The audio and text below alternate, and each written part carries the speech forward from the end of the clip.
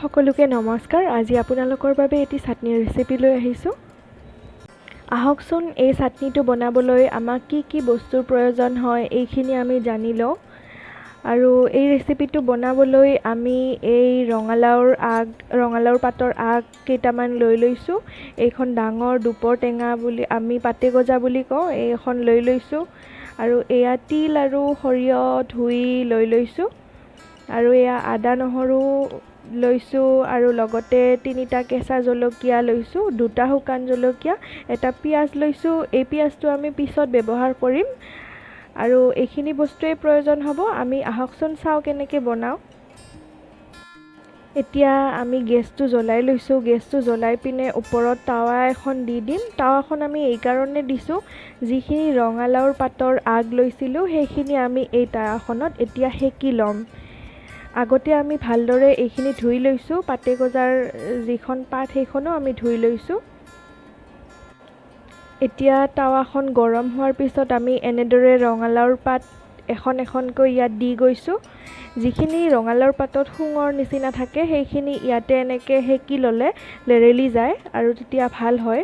এখন এখনকৈ এনেদৰে সেকি ল'ম। আৰু এইখিনিতে এটা কথা কওঁ, এই ৰেচিপিটো মই চেফ বিবি কিটচেন যিটো ইউটিউবত আজিকালি সকলোৱে জানেই, তেওঁলোকৰ পৰা এই ৰেচিপিটো মই ফ'ল' কৰিছিলোঁ। চাওঁ আজি এনেদৰে বনাই কেনেকুৱা লাগে। ইয়াৰ পিছতে এইখিনিৰ লগতে টাৱাখনতে আমি তিল আৰু সৰিয়হখিনি আৰু লগতে শুকান জলকীয়া 2টা দি দিম। এনেকৈ হেতা এখনেৰে লৰাই দিছোঁ। ফুটি আছে, আপোনালোকে শব্দটো শুনিবলৈ পাইছেনে? এই আটাইখিনি বস্তু ভজা হোৱাৰ পিছত আমি মিক্সাৰ গ্ৰাইণ্ডাৰত দি দিম। এয়া লাওৰ পাতৰ আগখিনি দি দিছোঁ, তিল দিছোঁ, সৰিয়হখিনিও দিছোঁ, লগতে শুকান জলকীয়া, এয়া আদা নহৰুখিনিও দি দিছোঁ, লগতে কেঁচা জলকীয়া 3টাও ইয়াত দি দিম। আৰু এইখিনি ভালদৰে মিক্সাৰ গ্ৰাইণ্ডাৰত পিচি ল'ম। আগৰ মানুহে পটাতেই বাৰু পিচি লৈছিল, এতিয়া সুবিধাৰ বাবে বেছিভাগ মানুহে মিক্সাৰ গ্ৰাইণ্ডাৰতে পিচি লয় বাৰু। আৰু এইখন যিখন আমি পাতে গজা দুপৰ টেঙাৰ পাত ৰাখিছিলোঁ সেইখনো ইয়াত দি দিম।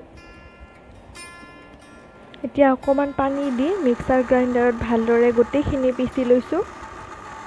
এয়া দেখিলেনে, আমাৰ চাটনিৰ ৰেচিপিটো হৈয়ে গ'ল। ইয়াত কেঁচা মিঠাতেল আৰু নিমখ দি পেলাই অকণমান সানি দিছোঁ। লগতে এটা যি পিঁয়াজ ৰাখিছিলোঁ সেইটো ওপৰতে এনেকৈ কুটি পেলাই সজাই দিছোঁ। এনেকৈ আপোনালোকে পৰিৱেশন কৰিব পাৰিব।